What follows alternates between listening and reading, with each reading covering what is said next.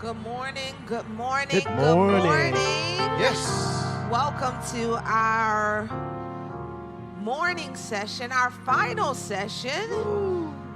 Those of you who are here chattering, fellowshipping, let's govern ourselves accordingly. Dr. Robinson, how you feeling today? Dr. I, what's happening? All right, I'm there. They're going to get you a little bit more volume. That's Oh, wait a minute. Do you have the right mic? preacher mic, man. Oh, yeah, they got you. Listen, I don't know if your mic, yeah, that's why they're trying to balance it out.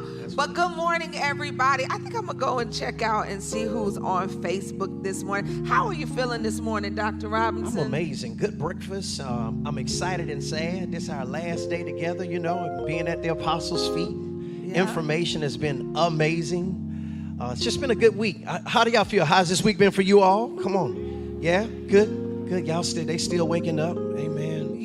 Last night we had our apostles really talked about agreement. Yeah. And I think you cannot hear too much on the power of agreement. Because to me, every time you hear it, it just challenges you to bring yourself back in alignment in certain areas and relationships where little foxes can come in and get you out of full agreement. And that commanded blessing component. Yeah.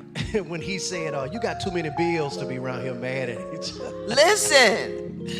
You think about it like that. Yeah, we around here keeping stuff out of our house because we mad at each other. It's not worth it. Yeah. At the end of the day, it's not worth it for you to stay in that place and give room for the enemy to rob you Absolutely. of God's best. Absolutely. And then, of course, last night we had a time of honoring our apostle and Pastor B, an amazing time. Yeah. And I've already received a testimony this morning. Somebody said, the soil is rich, sowing last night, and I already received double of what I sowed. And so there's this thing that always happens when I come to Houston.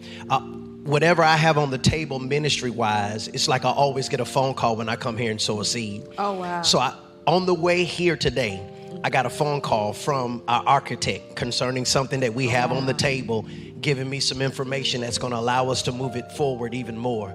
And when we talk about same grace, it's absolutely in the house. Absolutely. And then you know what? Dr. I, we almost went back on our word last night, and the Lord said, nah, we put 200,000 out there, and we met that goal. We did. You didn't give up. Come on now. And I was getting ready to, and then my brothers had left me. It's like when we get to a certain point, sometimes they'll walk off and leave me, and I'm looking around like, so am I just out here by myself? And I could just sense that it wasn't over, and I wanted to obey God in that moment, and it just happened. And I love when things just happen and you allow God to, we always say this as preachers, Holy Spirit, have your way. Don't we? But are we flexible for him to have his way and to move how he desires in the service? And I always want to be flexible. Yes, we got our production flow. Yes, we have our time frame, but I don't ever want to not be sensitive to the witness of the Spirit. Thank you for being sensitive enough to that moment, because we could have missed that, right? We could have missed it. And half doing, you get half blessings, but we wanted everything from the moment. And we wanted everything out of that moment. Good. And so I thank you all for just flowing with us on that moment, and for every person that obeyed God. It just was absolutely outstanding. This is always a great week of refreshing. If you're watching online, can I get you to like and to share this morning? This morning is going to be great because we have a great opportunity to really dive into. Sometimes things are, I heard Apostle say this years ago, there's more that's caught than taught. And there are times that you got to catch it, like the panel yesterday, what you were on yesterday, the Campbells were on, and it was some of the statements that were made in passing. Like, I don't think people caught the NDA. And it doesn't mean that you're doing something bad, but putting that system in place where people that are in close proximity to you have signed some agreement. I think that kind of went over some people's heads. And that's been hugely talked about across social media paths now, about if you at a church and you got to sign an NDA, you need to get out of there. And like, really? No, I think no. We all, and in any profession, there are protocols of the business. Absolutely. Well, NDAs have always been in the black home. We just didn't use the acronym NDA. We say what happened in my house. Oh, see, look at that NDA. All y'all had NDAs.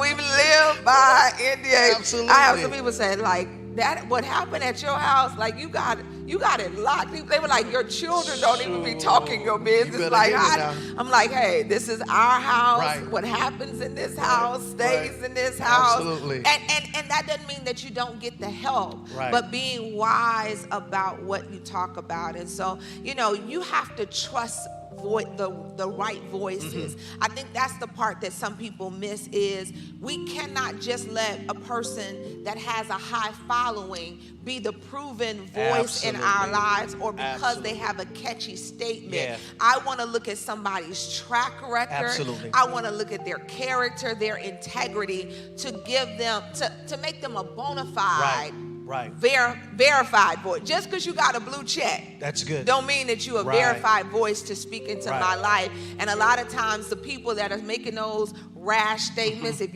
you got to sign an NDA, then that means they're not handling their business right. Well, we don't line up with the prerequisite. The prerequisite says who through faith and patience have inherited the promise. Yeah.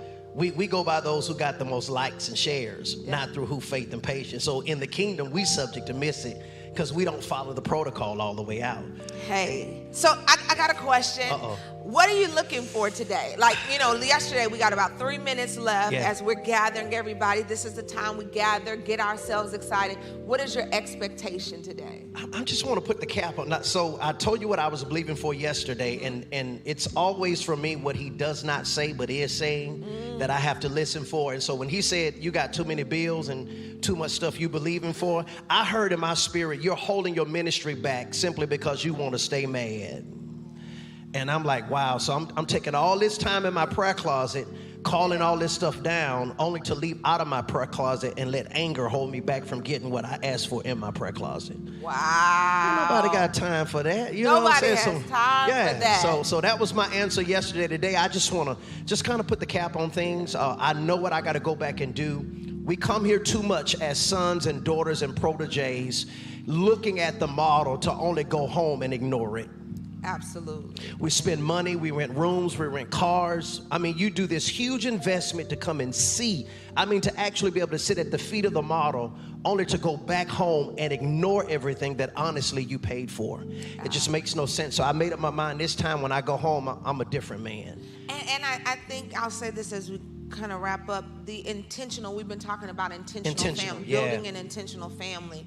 But the intentionality is, intentionality is a mindset, but to be intentional is an action. It's an action. That's good. And so what you've heard here, and I heard Pastor Sally say this years ago, that here at the conference, at Strategies Conference, it's the place that people can hear from God and hear the voice of God. So now that God has spoken through Apostle, Pastor B, through the atmosphere, through you being in the room, what are you going to do? Because your intentional efforts is what will make the difference. Yeah. I did my lunchtime live the other day, and I said we have to be intentional about where we set our attention. That's good. And like you said, sometimes we're setting our attention on being mad or being right or holding to our opinion instead of setting our attention on the real things that matter and where we want to go and not where we've been. That's good. And so I think that's the takeaway of this week is where do you want to go and being intentional about getting That's so good. Before we wrap it up, I do want to encourage you guys that we have a true apostle in our midst who is keeping us ahead of the curve. God is allowing him through Holy Spirit to see around the corner.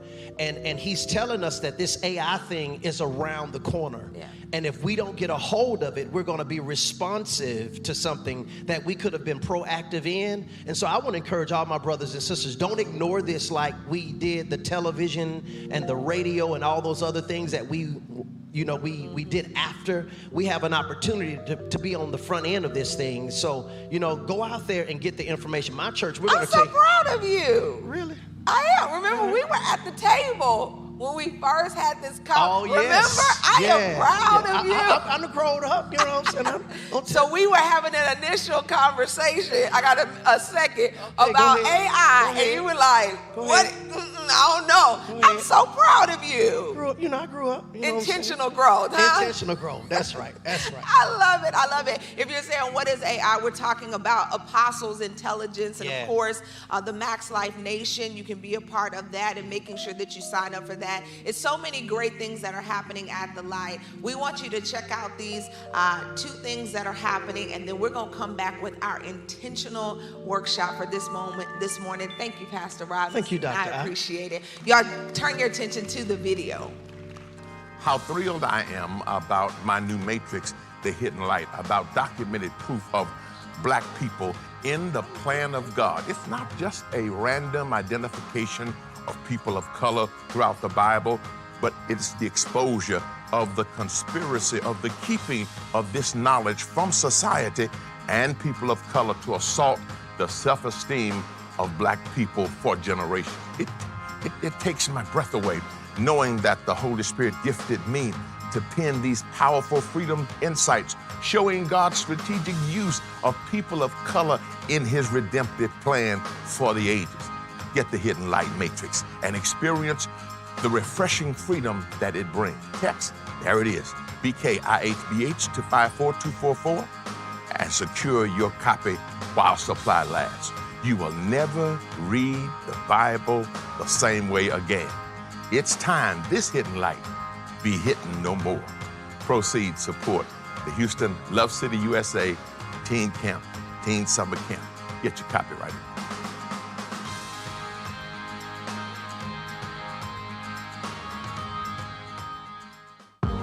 From the women who paved the way to those shaping the future, the journey continues with you. I'm Dr. Irisha, inviting you to the She Rose League Conference, April 24th through the 27th. This is more than an event. It's a celebration of women's leadership across cultures and industries. Be part of a transformative journey. Register today, SheRoseLeague.com, and join us for a night of prayer, insightful panels, word, and our special She Rose brunch. Embrace your boldness. Go to SheRoseLeague.com and meet me at She Rose League Conference.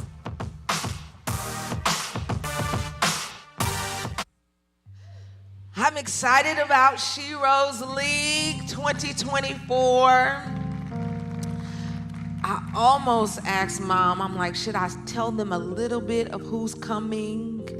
I almost asked her, you think I should? I haven't announced who's coming, but I probably should tell them just a little bit. I really want you to make plans to be a part of She Rose League. I know Mom used to do Women Who Win and you would support, and so your little sister is asking you to come and support She Rose League. I'm so excited about the women and the men that God has laid on my heart to be a part of it, and so I can announce the ones I have clearance, and then this year we moved the brunch to Saturday.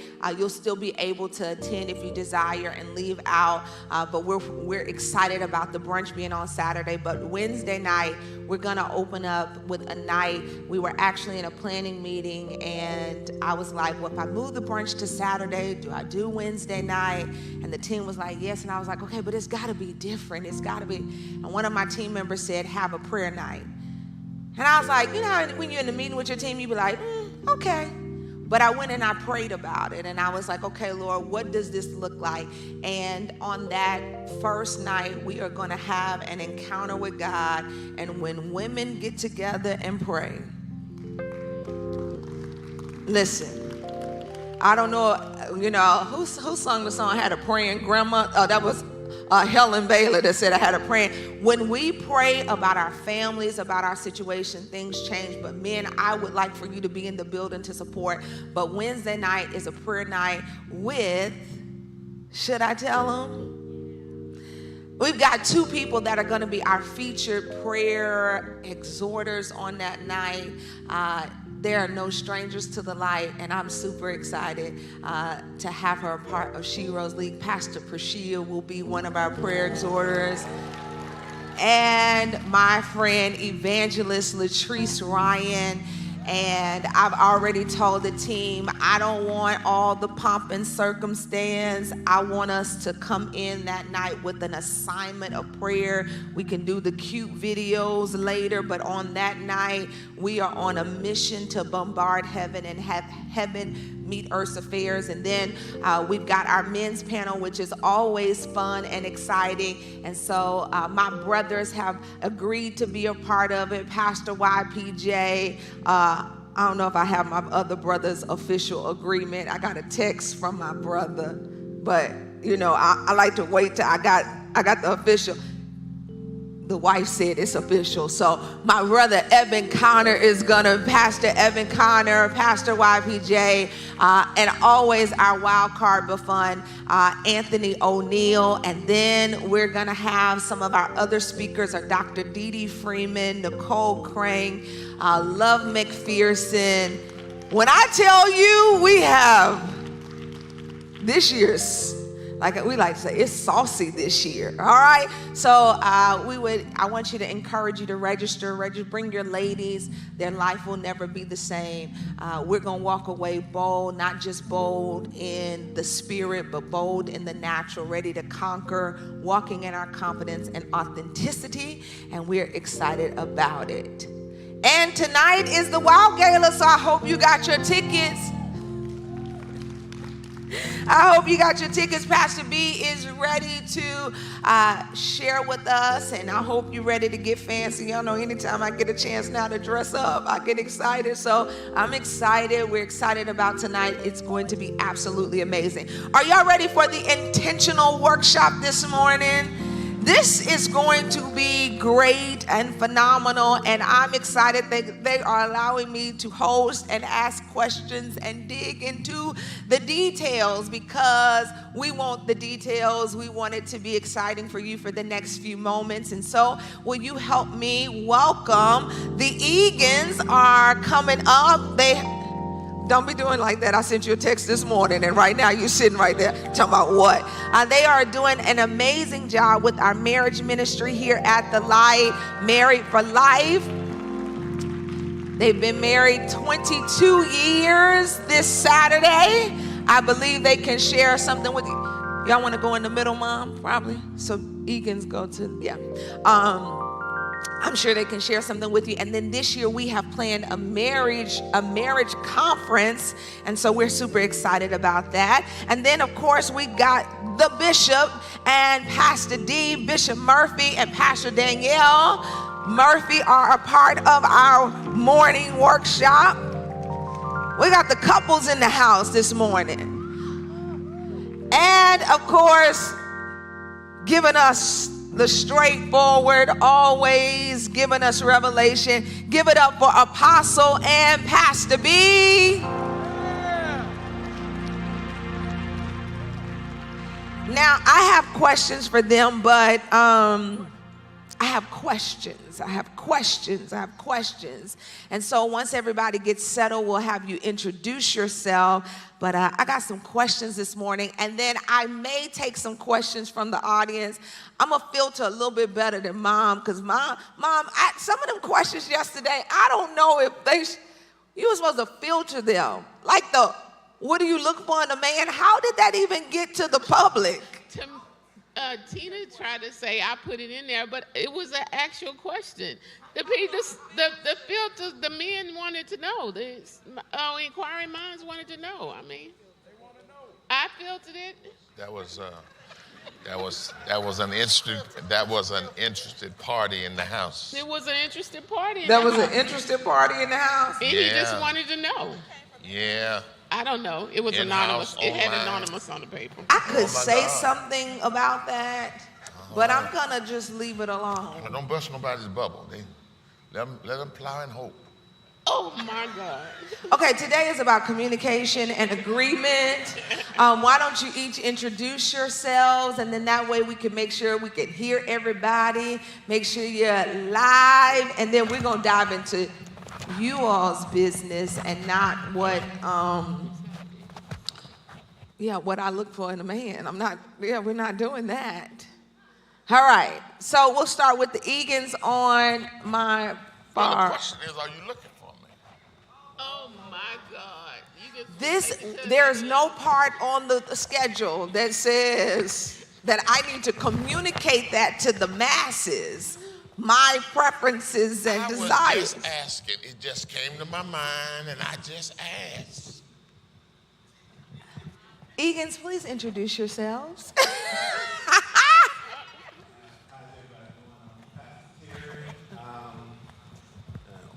What else I need to say? Me and Pastor Tina, we're over the marriage ministry here at New Light Church. We have the privilege of serving under Dr. I to minister to married couples and relationships. Give Pastor T a big hand clap.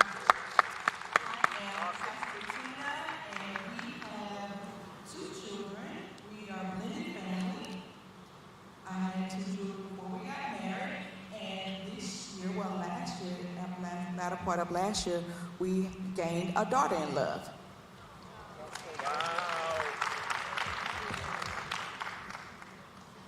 Let's go with the Murphys. You want me to lead out today?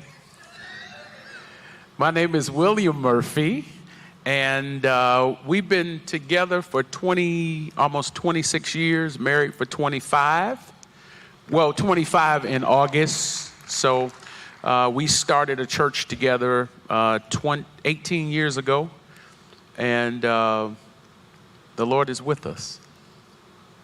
The Lord is with you. And the Lord is with Pastor D. Let's have Pastor D introduce herself. Absolutely, the Lord is with us. Danielle Murphy, as he said, we two were a blended family when we got married. And so we're learning to parent adult kids now. Our youngest is 20, and our oldest is 28. With a grandbaby. Yes, and we have a grandbaby. Her name is Mackenzie Carolyn. Oh. Grandparents, what does she call you? Or what do you want her to call you? Well, all my other kids call me Pawpaw, which I'm not okay with that, but it's I'm Gammy. Gammy and Pawpaw. So you're not okay with that? I'm not okay with it, but it's okay. It's all good. It's all good. I take it. You'll take it. I like it. I have a whole folder of pictures if anybody wants to see them after church. So. Oh wow. Oh wow.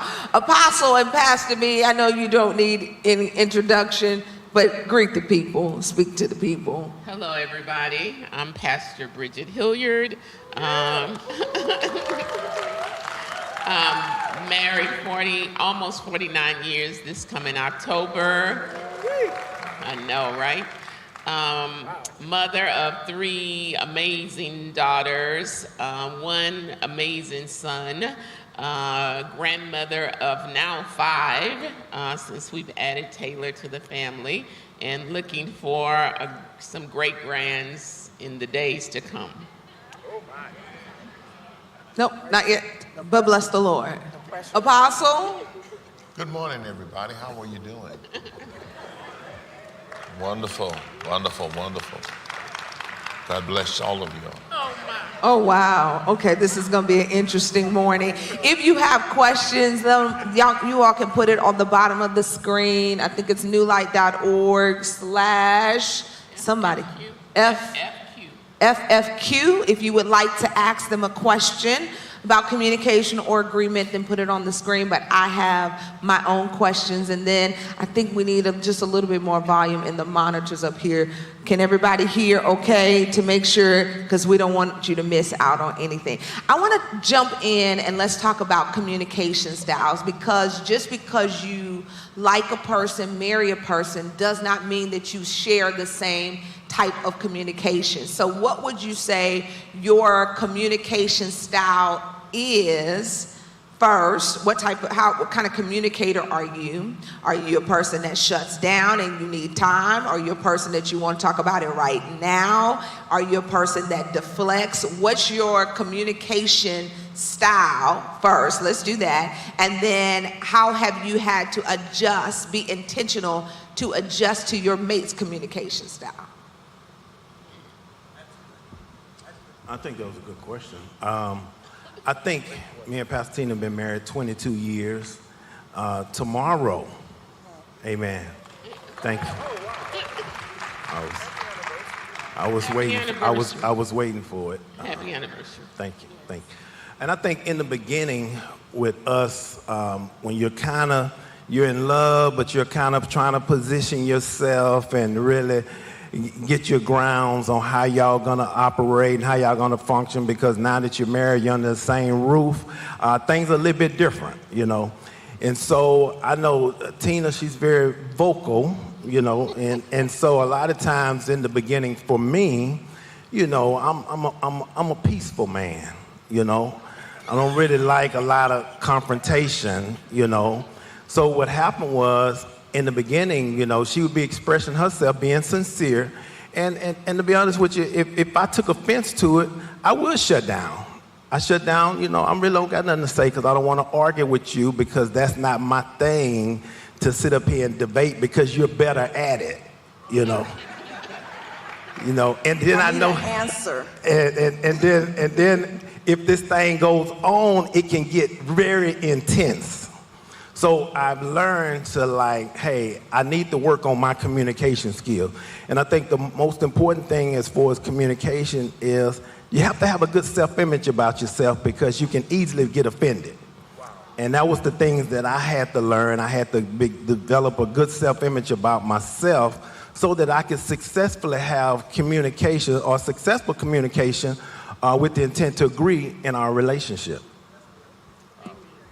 That's good. Pastor Tina, you want to add anything to that before we move to the Murphys? Because Bishop ready to jump in. Exactly. Well, I think I have to go and agree with Terry. I'm a communicator. If it's something that we need to talk about, I'm like, let's talk. Let's get it out.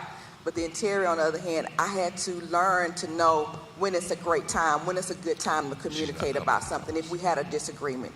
Every time, just because you feel like you need to talk about it now, you have to make sure that it's the right time to talk about it. So within our relationship, within our marriage, I had to learn that when is the proper time to just discuss different things.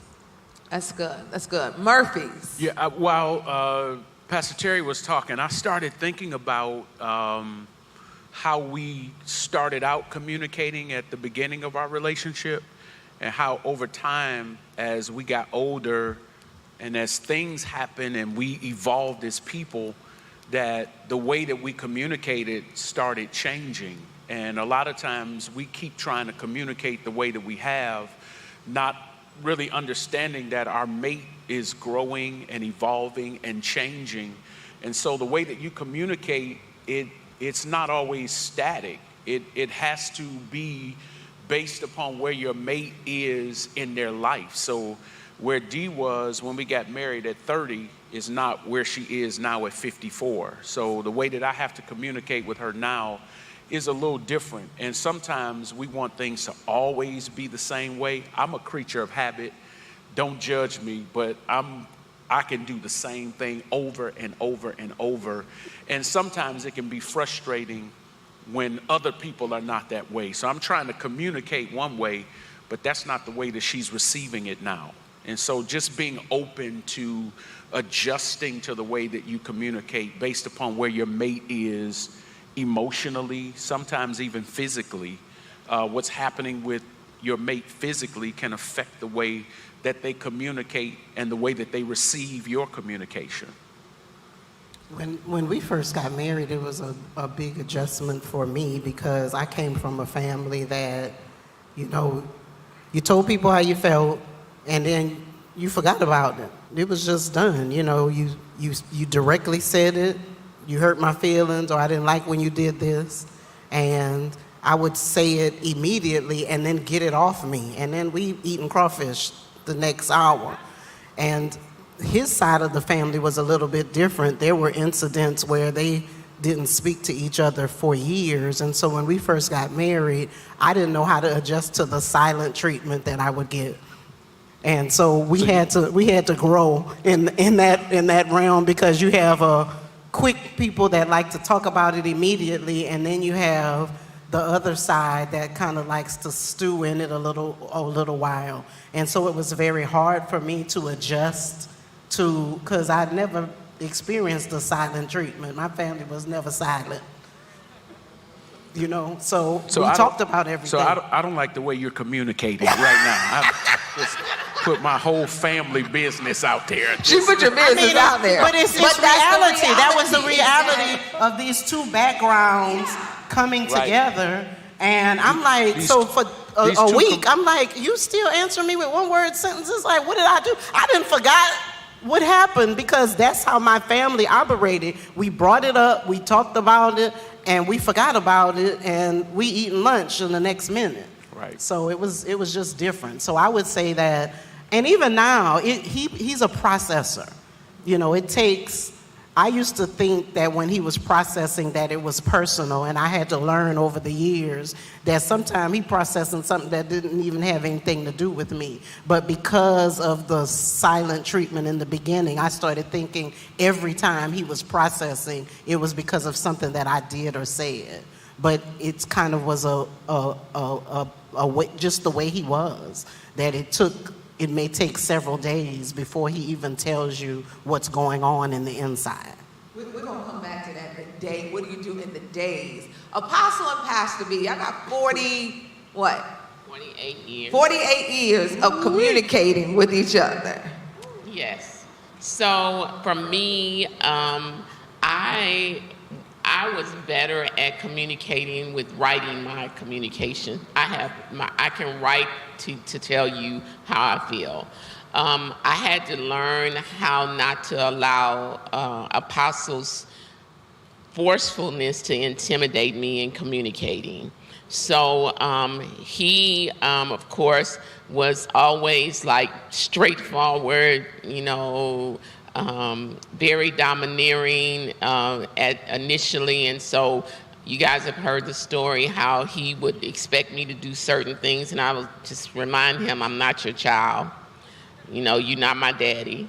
And so over the years we've learned how to communicate differently, because now I know how to talk back and say what I want to say. I don't have to write letters, and basically, at this point in our lives, we're too old to be arguing about something. And so, you know, either you like it or you don't, you know. So I used to be the kind of person who would just go off, scream, holler, you know, just let me get my message across. And then I learned that, I think Apostle may have taught it, that when you have to use volume, your argument is weak. So I start telling myself, okay, speak slowly, be soft, you know, don't give volume, because my arguments are not weak whenever I say something is important.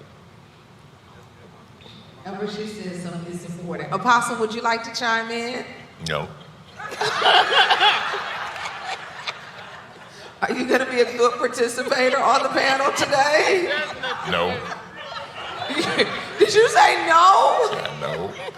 I agree with everybody. Why should I waste time rehearsing everything? Everything we said was okay, so I said... But what is your communication style? That's what she asked. You already told them. I'm straightforward. I'm just straightforward. Here are the facts. Here's how we're going to deal with it. You follow me? Here are the options. What are we going to do? Now we put that beyond us and let's move on. I mean, that's it. So I agree. So why waste time? I got you. Rehashing But I got a this? question for you then. All right. She said she talked back. And we're in a society like, how do you talk back and not break agreement? Well, because you have to ask her that, because I ain't gonna break agreement, because the Bible says. No. Yeah, see, that's why I'm gonna leave. The Bible says. Show me, you can't leave. No, the Bible says. Psalms 119, 165. Those who love the law, can choose not to be offended. So I'm just not going to be offended. You got it? And so, I mean, I just ain't gonna do that. I'm gonna say what I got to say. I believe I'm right what I got to say. I'm gonna say it, I temper it as much as I can. But ain't a whole lot of tempering I do. I'm just straightforward. That's it. So, the whole point is, you got a right to say what you want to say, even though I don't agree with it. So I'm going to let you say whatever you want to say. Now, when you say what you want to say, if it's not accurate, I got to point that out. I can't just let that go out that you done said that and then I don't say nothing. No. Let's stick to the point. And then don't be convoluting the conversation with other stuff that don't even matter. You want to pull up other stuff? No. Let's deal with what's on the table. So we deal with what's on the table, and now we're through. Let's go eat. You asked the question, I'm just saying. No, that's a good answer. That's it. So I don't have to get out of agreement. And at this stage, all the stuff I teach, I believe. That's good. All the stuff she teach, we believe it. So we're not going to violate that in a moment of passion. And if so, we're going to repent and get back on point. That's good. Thank you for your answer. I have a question kind of from the audience, but a spinoff on this, because some of you have been married before. This is not your first marriage. And when you went into this marriage, what did you have to intentionally unlearn? That those negative things going into this new relationship, because a lot of times you bring baggage, I used to argue with this person like this, or I'm not gonna let you do to me what that last person did to me. So what do you have to unlearn what did you have to unlearn or be intentional, because this is about intentionality, be intentional so that what happened prior in the previous relationship does not negatively impact your new relationship? Who you asking? Anybody on the panel. Well, I think me and Tina both was married before. And I think it's a natural response to try to respond based on what your previous experience has been. And I think a lot of times you have to kind of not penalize the person for bad habits that you created in a previous relationship. So our communication and how we deal with each other had to change. And one of the things that I look at now that I didn't value then, that I learned as I've gotten older, communication is a very, very, very sensitive part of, or the intimate part of the relationship. Communication is really the intimate part of the relationship, because it's very fragile, and if handled correctly, a lot of great things can come out of it. A lot of people talking about being in love, intimacy, and all that comes from communication. But if you don't communicate correctly, then all of a sudden a lot of negative things can come out of it. We look in the Bible, we talk about Adam and Eve. Adam was all excited about his bride. He's excited, but then all of a sudden through communication, Eve began to talk to the devil and affected their relationship. So I think a lot of times we have to be sensitive with how we communicate. Our words got power, and a lot of times we get to the point where we know that, but we still do not develop the discipline to govern our words. And that's one of the things that we have to do when we begin to mature, is be conscious of the words, because before we used to just let our words fly, and look at what our relationship ended up being. So when are you going to take responsibility for your word? Because if you can take a relationship responsibility for your word, then you can look at a different result of what you're experiencing in your relationship. And that's what we had to do. Good. That was good. That's good, Pastor TC. I know having y'all on the panel was good. Let me say something. Sure. You say you bring baggage into the relationship. You do. You just have to grow up to understand that fight is over. That fight's over. Now you got to build a whole new relationship. And it's not fair to penalize your present spouse for what somebody else did to you in the past, simply because you don't want them to do you like that. So that's simple. I don't want to be penalized for what somebody did to her. So why should I penalize her for what somebody did to me?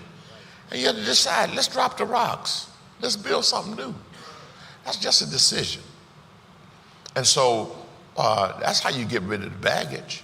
And then you have to constantly remind yourself, this is not whoever the ex was.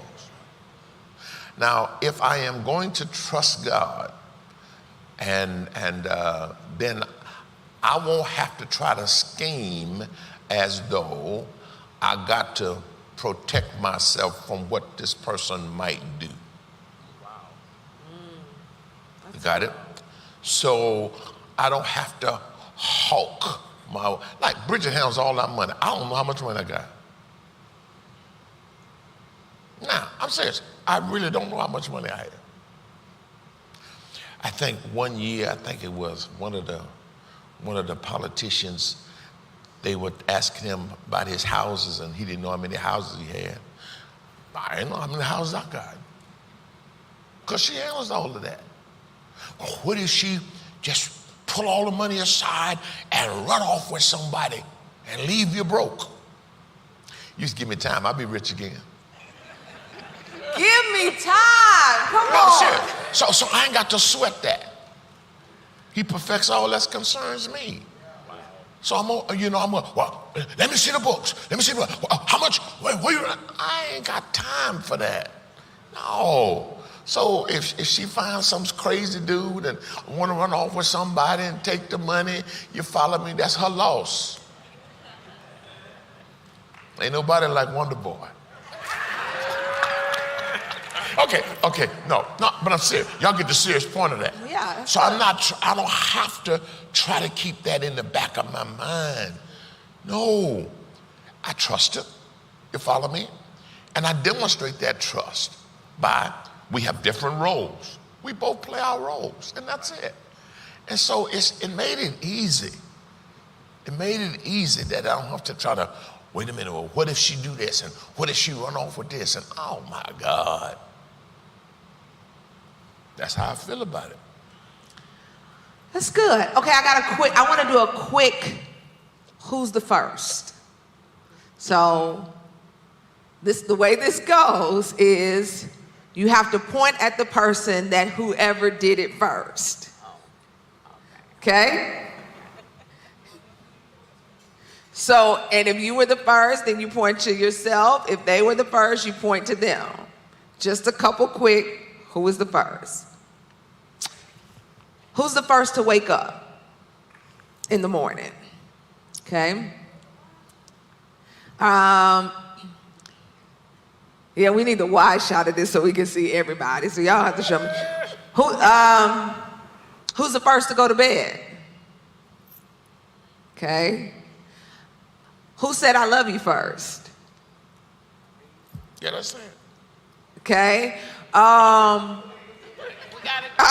We got a discrepancy? We got a discrepancy. Tina said you said it first? Okay, I'm gonna come back to that because we had this discussion on Better Self Night for New Light about, is it okay for the girl to say I love you first? Tina, you say you said it first. Terry said that's not true. Okay, y'all 22 years in, we not gonna. Okay, who's the first to apologize?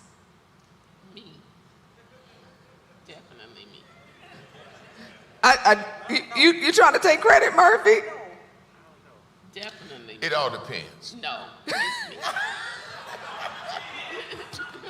What's your it all depends? What it depend on? Well, I'm not going to apologize if I don't think I've done something wrong. Why would I apologize when I'm right? Okay. I mean, I'm going to go apologize when I didn't do nothing. Does that make sense? No, if I know I'm wrong, I apologize. Ain't no problem. But I got to know it. We got a discrepancy on the plane. Hold on, I got a question. Okay. So, if I'm not wrong, but there's a breach in the relationship, and I know me apologizing will repair it? Do I apologize even though I don't believe I'm wrong? Is that fake? You can do what you want to do. I ain't apologize. I'm not, because I'm genuine. I'm not gonna take the blame for something I didn't do. Because now that's setting the stage for other stuff. So I'm not gonna do that. I may say, okay, let's put this on the shelf. But I'm not gonna agree if I don't believe I'm wrong. I'm not gonna do that. Okay. So is an apology about right and wrong? Right. Ooh. Is an apology always about Let's go right? back to the definition. Yes, it's about right and wrong. That's how I see it. So if I don't believe I have done anything that violated person, I'm not going to apologize. And I ain't gonna stand up here and say that, because I'm not. That's not me. Because I think I'm right. He's Now, not gonna apologize. no, I'm not. If I'm wrong, I will apologize. I say, oh, okay, got it. But I got to know I'm wrong. T. I think we've had scenarios like that before, and this is the approach I have taken, and I agree with Pastor Murphy. I agree with Apostle. I think for me, what I've always done to try to resolve the situation is like, I'm not feeling like I have to own up to it if I don't feel like I've done something wrong. Right. But my thing is, if you feel that way, I don't think that that's the case, but if you feel that way, then I apologize. That was never my intent to hurt you, and I don't really think that was what I did. But if you feel that way, then at the same time, I apologize. There ain't no apology. What you say? There ain't no apology. But, okay. You got to that is not an apology. Because he's not taking ownership. If you feel. No. So that you can't put that. That's good. But that's not. Okay. He's saying. Do what y'all want to do. Have it your way. He's saying for the. I think there's a difference between apologizing for maybe the offense. Yeah, exactly. Because there have been things that maybe I've said or that was true. You may not like it, or I may have said it in a way that offended you. So I will say, I'm sorry that I offended you. But great. It was really how I felt. That's great. Yeah. That's totally different. No, okay, go on. Y'all do what y'all want to do. No, this is I really think this is really good Dr. because I. I even want to throw in a curve, not necessarily a curveball, but expand it, but not just in marriage, but even with your children. Like you, as a father or a parent, has said, apologize to your sibling, and now if they take that approach, I'm not apologizing because I wasn't wrong, then now. That's that right. But then how does agreement come back in? Because I feel wrong, you feel that you were right in everything that you did, and now we're not reaching a resolution. All right, okay, that's good. You know, I should then be able to present an argument or explain to you why your position is a violation. If I can't do that, I can't impose upon you to apologize. So a resolution can be either agreed or imposed. So what we're going to do to go forward? You don't want to apologize? We ain't gonna let the world come to an end because you don't want to apologize. You don't see that you're wrong. I'm gonna put that on the shelf. Let the Lord deal with you, and maybe later you will come back and apologize. But we can still stay in agreement with whoever the point of agreement is. But I don't want. Well, you're gonna apologize. Well, I don't want to apologize. I don't think I've done anything wrong. Now I'm gonna explain to you why I believe that you're in a wrong position, and I should be able to do that so that there is a persuasion that you're in the wrong position. Now, even in that, but I still ain't gonna apologize. I can't make you apologize. But now here's the resolution. Here it's an imposed resolution. Not necessarily agree, but here's how we're gonna go forward. As a parent, that's what I could do. As a mate, okay, then here's the resolution. But like I said, what's that? Like that burger place that say, have it your way. BK, have it your way. BK. Oh God. Have it your way. Oh God. If you happy, I'm tickled. This is really good. This was a good conversation. This is a good conversation. And I think, Dr. I think the whole point is that when you're in the midst of a situation, I think that you may not apologize for what your mate said you did, but you may apologize for how it came across.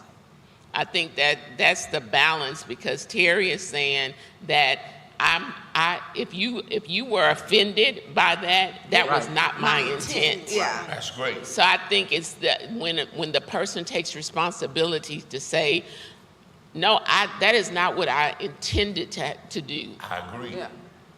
Yes. And then you just have to learn how to deal with a person like his. Help us. His dad's personality is that he is very strong-willed. He's very direct. He's going to hold fast to his point regardless. I mean, and once you prove him wrong, then he's going to say, okay, I get it. I apologize. I didn't handle that properly.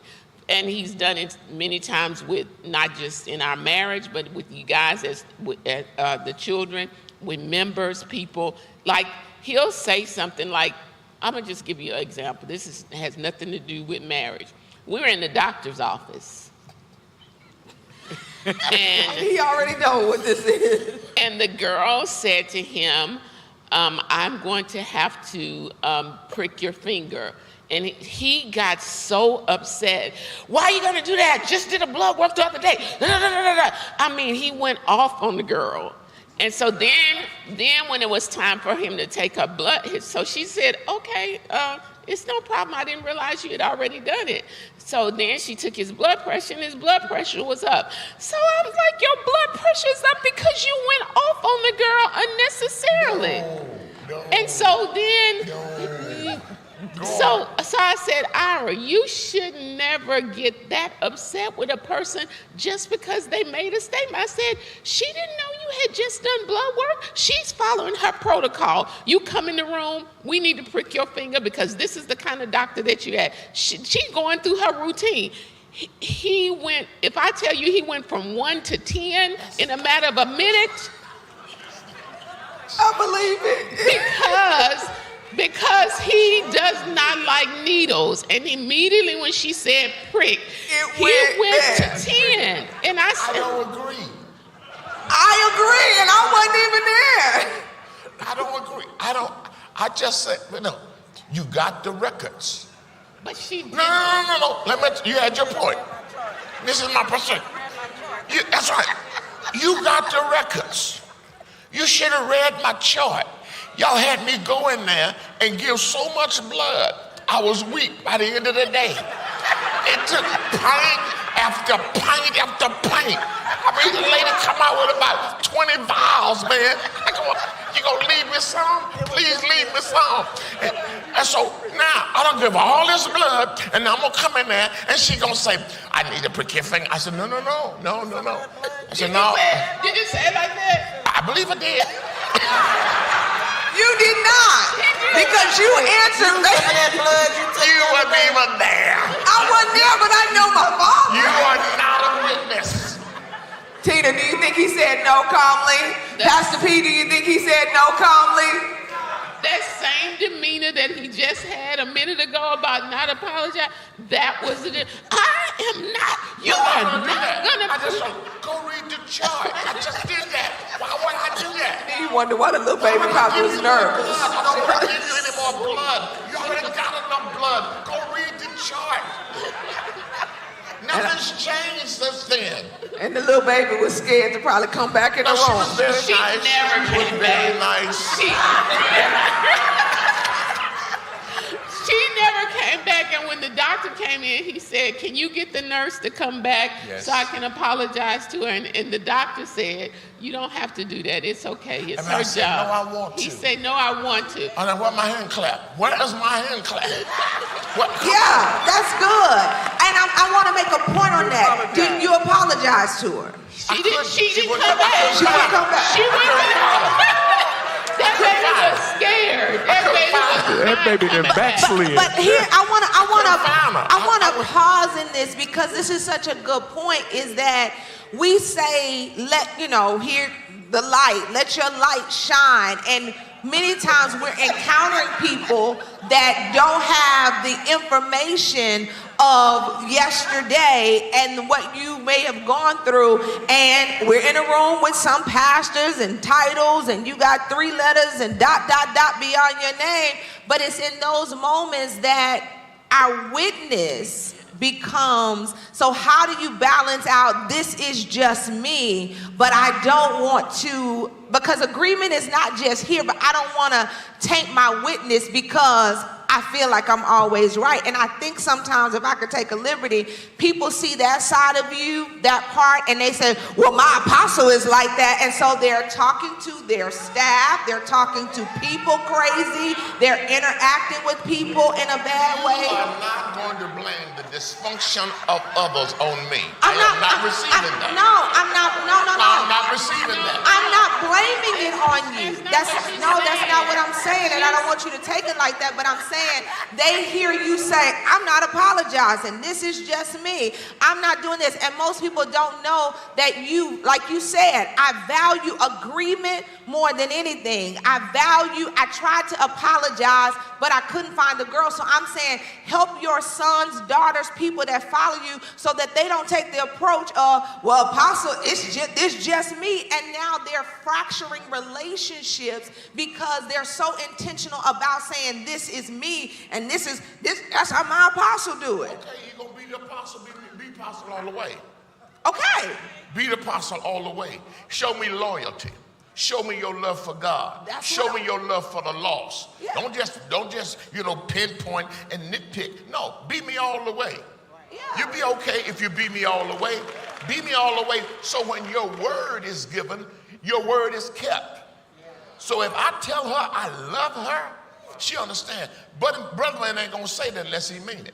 Yeah. If I make a commitment to all of y'all as my children, y'all know if I say it, I mean it. Because he means what he says. So I'm saying for all of y'all who may want to nitpick and use that, you be me all the way. You love your family like I love my family. You love your church like I love my church. You love your sons and daughters like I love my people. Then you can say, like apostle. And I'm glad, and you dropped the mic. But I'm telling you, you got some, and I'm not trying to attack you or put something on you, but what happens is they leave this place, they take that one snippet or one moment and then go back and they're rude to their staff, they're rude to, because then I'm in agreement with my wife, but you're not in agreement with your team, you're not in agreement with your children, and you're not being the lead to to stay in that place of resolution. And I appreciate you answering this, be me all the way in the other areas, because that love filters that even when you don't apologize, you may not apologize, but you'll do certain things outside of the apology that reaffirms your commitment and your love for that person. And I think that's helpful. This is good, because what you're saying is true. They try to use one moment and then take that one moment and they go off and try to justify, well, apostle does. No, you don't. You ain't me. No.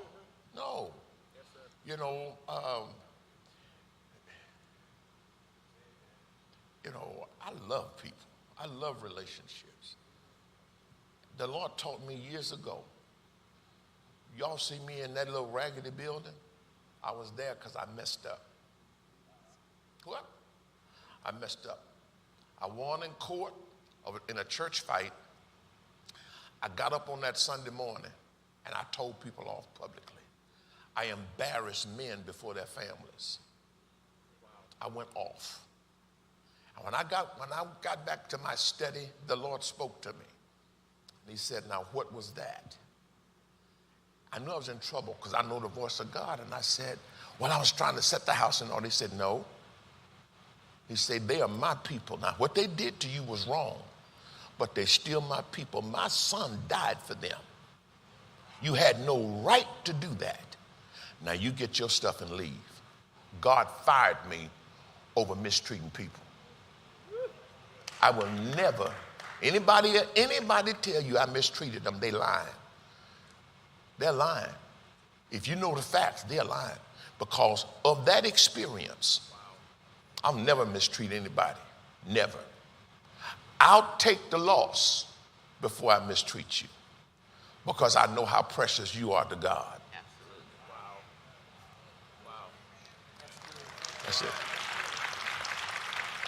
And Doctor, I think the key point is that when you're in partnership with someone, and Dad said it earlier, he trusts me. So if I brought something to his attention that he may not have known, it's brought to his attention, he is going to immediately try to make restitution or to apologize. Just like with the girl, he immediately, after I said, Ira, you shouldn't have did that, he immediately said, where is she? I need to apologize to her. And he did everything he could. He told the doctor said, oh, it's okay. The doctor, he went down the hall, couldn't find her. So he did everything he could do to rectify it. So that's the thing, is that I don't think, to me, a person having the position to say, I'm not going to apologize, and then you don't listen to the wisdom of your spouse or somebody that's around you to tell you, this is what you need to do, then that's when you become the fool. I love that. That's so good. That was a situation. We were getting something done, I think, with the Sprinter. And I was negotiating with the lady on the phone. She took offense. And she had her son call me. Well, I apologize. I'm just negotiating. But she took offense. And so I apologized. I said, no, sir, I would never do anything to be disrespectful to anybody, especially your mother. I said, I need to apologize to her personally. Got on the phone, I apologized, and then I sent her a bouquet of flowers. And boy, you talking about made her day. And I think 2 weeks later, she just texted me and she said, my flowers are still looking good. Got it? So we turned a lemon situation into lemonade. Yes. Because I was willing. When I saw, okay, no. So I'm not going to say, well, no, I ain't going to apologize. No. He said, my mother is hurt. Well, that was never my intent. You got it? Looking back, I'm a strong negotiator. So I had to do something. And that's just it. So be all of me. Don't just take that one part, because I'm not stubborn. Stubbornness, is the forerunner of witchcraft. So I'm going to stay away from just being stubborn. I don't have to have it my way. I just want it the right way.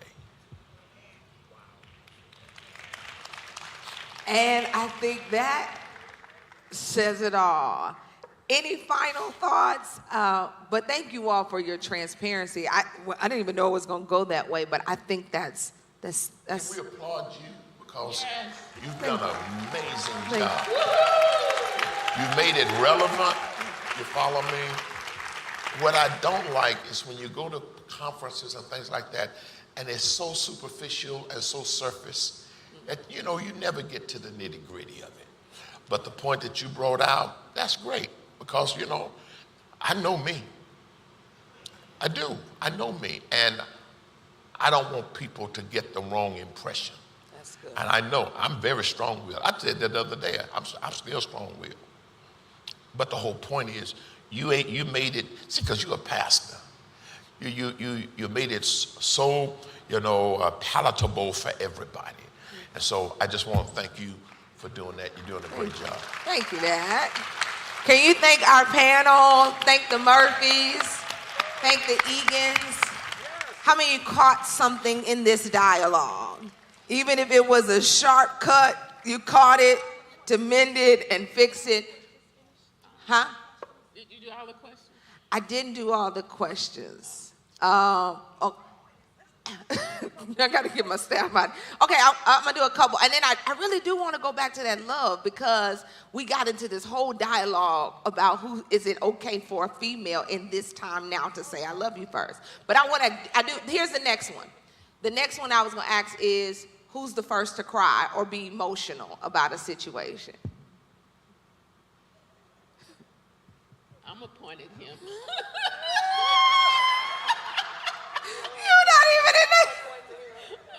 No, but in our relationship, Yeah. I'm gonna be the first to cry.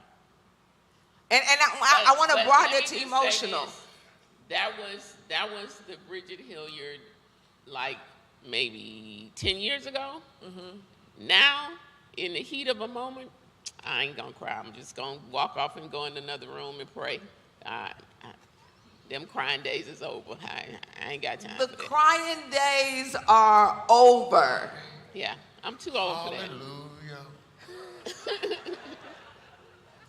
That's good. Okay, real quick, because y'all say it's good, but I do want. Is it okay for these new? We got some young people in here. They're in the dating. They're, everybody's still trying to get in my business and my tea. Not gonna happen because somebody tried to send a question in again. Okay. Anyway. Are they still here? Are they still watching? They still watching. Not answering it. Anyway, is it okay for a girl to say I love you first? If she means it. If she means it, I think so. I mean, I don't have a problem with it. That's okay. As a guy, are you uncomfortable? Terry said he don't remember it like that. But does it make you uncomfortable or feel less than if she were to say, I love you first? Does that challenge your quote unquote? Because, and again, I want to be clear because I think love and females proposing is two totally different things. Yes, absolutely. Completely. I don't agree with a female proposing to a man, and we're living in this society where we're trying to remove the gender roles of people, but does it make you feel any kind of way as a man if the person says, I love you first? If the girl says, I love you first? No, I think when you're building a long-term relationship, you want to get to a place where there's honesty. And if a person says they love you, you believe that and you embrace that, right? Because really that may be how you feel too, but you just didn't say it. So the first time Tina said she loved me, that really blessed me, I'm just saying. so Remember, when we started dating, Pastor Terry was the type where don't touch my hand, don't look at me, and I was like, He wasn't affectionate? No. Go ahead, tell her what you're saying. no, he wasn't, because he said, I've been single too long, No. So he was like, no. No, what she was trying to say was, I was so Christian Yes. that she was saying, oh, you don't want nobody touching you or No nothing like touch, that. no hug, She exaggerated. no kiss. She exaggerated. I was trying to look out for her.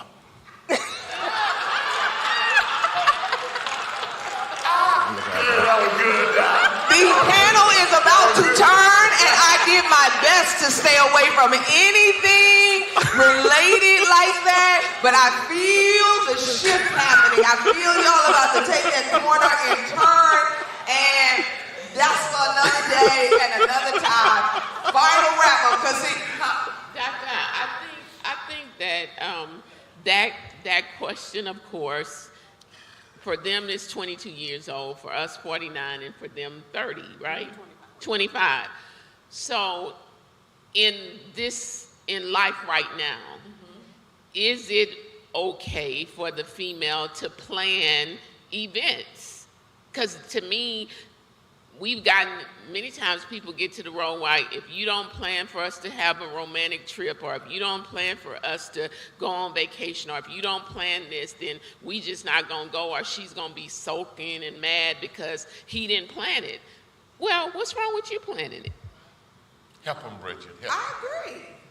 So that's my, I think that, we're past the dating age, and I just think, there needs to be a balance in the relationship so that, I'm waiting on him to do this, or I'm waiting on him to do that. What's wrong with you doing it? Okay, then I'm gonna throw out another one. Dad mentioned buying flowers because Valentine's Day is normally he does, but she doesn't do anything. And I think you're sitting back even in the planning of dates but you're in a relationship and you're expecting him to do all the gift giving and all the sending, and you're not doing anything. So do you all reciprocate in the gift giving or celebration of your mate like you expect that person? Because I think people can get rigid of, well, we together now. Is the guy supposed to get something on Valentine's Day? Yeah, I would think so. If he wants it. Yeah, if See, he that's wants something it. you take the guesswork out of it. You tell the person what you want. On Valentine's Day, I'd like a gift too. You just say it. You don't sit back and say, I wonder if she's going to give me something. She don't give me nothing. No, you don't do it. You're too old for that foolishness. Go on, y'all married. Go on and tell them, no, I'd like a gift. You follow me? Mm-hmm. You follow me? Now, Lady B, Lady B know I ain't ordering no flowers. Exactly. She already know that. If she going to get some flowers, she know brother man ain't gonna do it because I just don't know how to do that.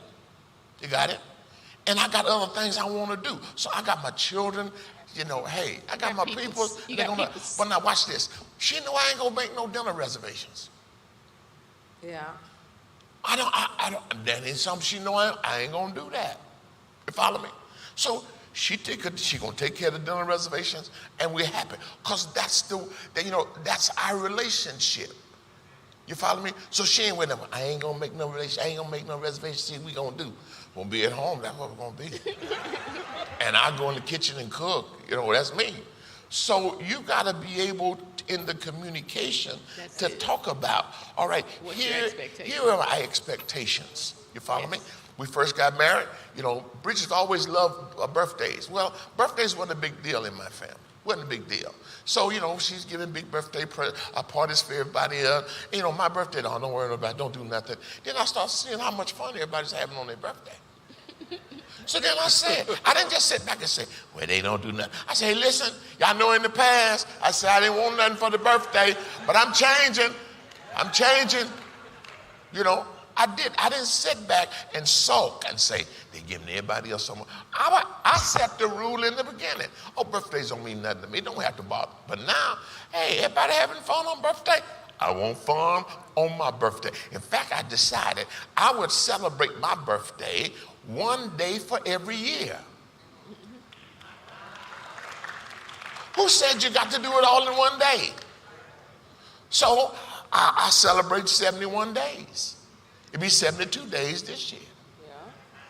And I go to the same restaurants and I said, they say anything special? Yes, celebrate my birthday. But you said that last week. I know I'm still celebrating. Y'all got a problem with my free dessert?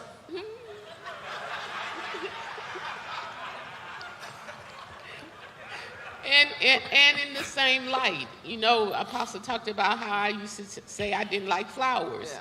Well, then when I started liking flowers, I had to tell him, okay, I like flowers now. Right. I want flowers. And so now when there's certain holidays or certain things come up, he don't have to guess, does she want some flowers? Yeah. Yes, she wants some flowers. Let me call Tina, let me call Arisha, let me call somebody so she can get her flowers. And they still mean something to you. Yes. Because you got your flowers. Exactly. Even though I didn't order them. Right. Exactly. Because a lot of people be tripping on stuff like that. Good. That's right. But they don't mean the same thing. Same flowers, same smell. And it's all about, like Dad said, it's about communicating. What are your expectations? What are you expecting? So, he wasn't expecting nothing for Valentine's Day. So, this is a funny story. So at night, Dad, he puts his iPad in the bed and his phone and all that, and he works on all of these devices. So, I was on, I think it must have been Instagram or something, and it popped up about this pillow that can go across the bed to keep your phone from falling down, right? So I said, let me order this for him. So Valentine's Day, that was my gift to him. I said, I got you a gift. Come and look at it. So he walked in the room and he said, where'd you get that from? He said, where's the pillowcase? And is it a case to it? He told me, okay, I'm gonna try it tonight. So he tried it, and he's like, can you flip it over the other way? So we flipped it the other way. He told me, I don't like this. So I said, you don't like my gift that I went out of my way to buy? He told me, where did you find it? What were you thinking? I was like, I'm just trying to help you with your phone and your iPad so it don't fall back. But it ended up being just a fun joke. But, you know, I just like thinking, you know, he doesn't require a Valentine's Day gift. He just want to eat, so. But I like that you said it didn't turn into a fight. No. Because the average person, it could have turned into a whole fight. You don't know me. Why did you buy that? What we supposed to do with that? And so again, when agreement is the priority. Yes. Things that aren't worth fighting about, you let it go. So y'all turned something that most people would say, see, that's what I'm telling you, after 49 years, you don't know me. Instead of doing that, y'all made it a whole fun thing, and now something you can laugh at about a situation instead of saying, well, I spent this much money on your flowers and you bought me this raggedy pillow. You gotta have because when you're in the heat of the moment, yes, you're gonna say those things, but when you value agreement and you wanna enjoy the journey with the people that you're connected with, communication and agreement is far greater than me beating you down over something that we can turn into a fun situation. Absolutely. Final nugget, because I went over my time. Final 15-second nugget before we close from each person. We'll start with the Egans, Murphys, and then Apostle and Pastor B. 15 seconds, Terry. I would say, give me 3 points and a scripture. I would say, be intentional. You know, anything that you give attention to, you have the potential to become better or great at. So if you give attention to your relationship has the potential to become even better or great. Love it. I would say treat your spouse like you want to be treated. I mean, if you don't want them to talk to you rudely or be disrespectful, then think about that before you open your mouth. Very good. Murphys. Laugh a lot.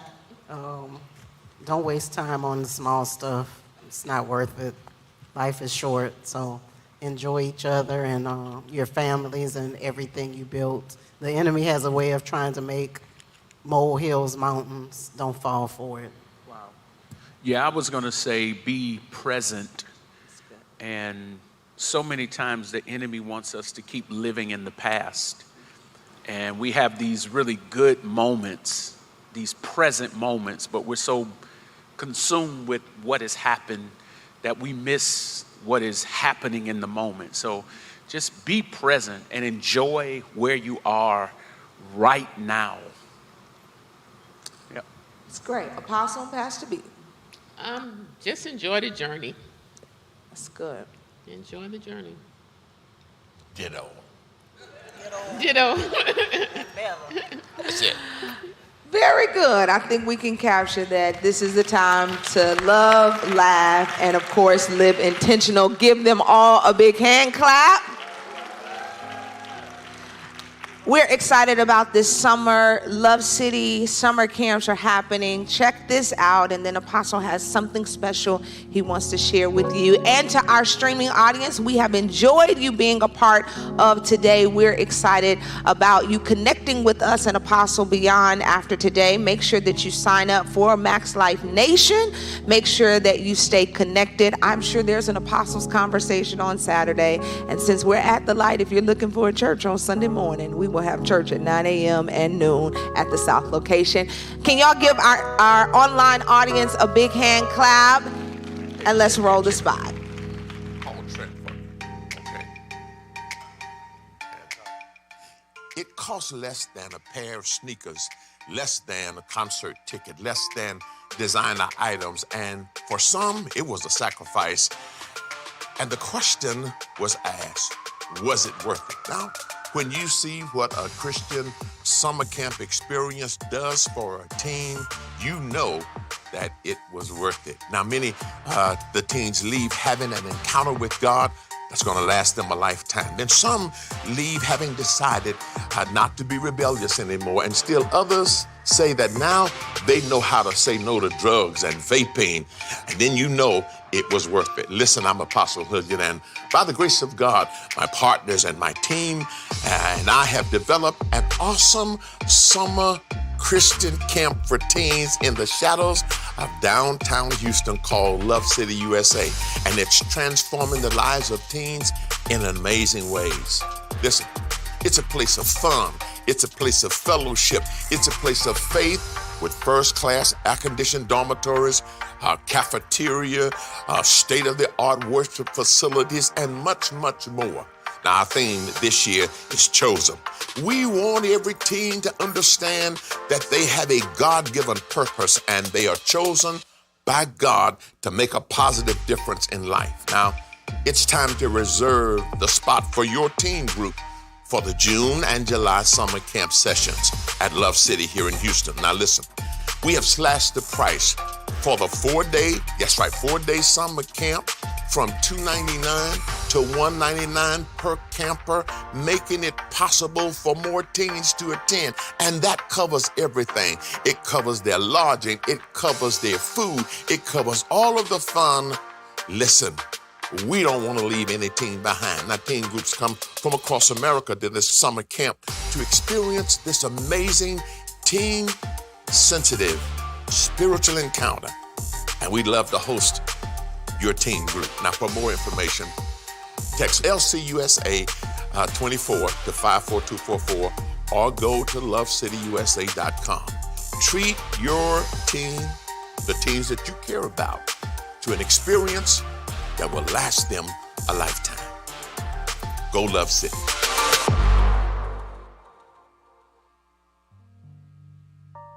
Praise God. How many of you are excited about Love City? Amen. We're excited about it as well. I wanted to come on before we go off the streaming just to let the streaming audience know that because we sold out of the gala, tonight for the gala, during the preaching moment only, you'll be able to join us by streaming. And so we'll be sending out a text so that you can get that information, and then of course posting on social media. But I wanted to let you all know that we are going to be streaming just the portion of my message so that you'll have an opportunity to hear it and be a part of the gala. So looking forward to it. It's going to be a wild gala tonight. And I think Apostle's coming back.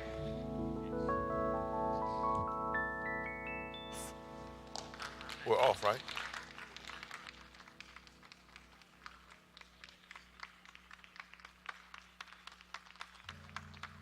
Boom. All right. God bless y'all. Y'all may be seated.